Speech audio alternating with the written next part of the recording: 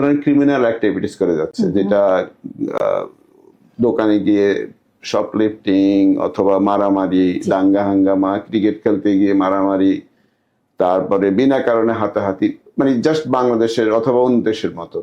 So কানাডার মতো একটা উন্নত চমৎকার দেশে আমরা থেকে আমরা যদি এগুলো কিভাবে অ্যাভয়েড করতে পারি? টু বি অনেস্ট, আসলে এটা তো একটা একটা আমরা যেটা বলবো, এটা একটা বেসিক একটা কনসেপ্ট থাকা উচিত।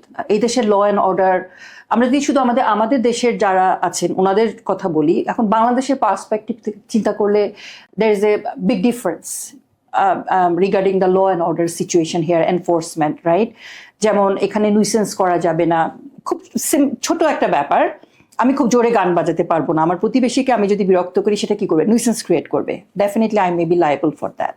তো এরকম ছোট ছোট বিষয় যেগুলো আমরা আসলে আমাদের বাংলাদেশের পার্সপেক্টিভে যদি চিন্তা করি, হয়তো সেগুলোকে আমরা অফেন্স বা ক্রাইম হিসেবে ধরি না, হ্যাঁ।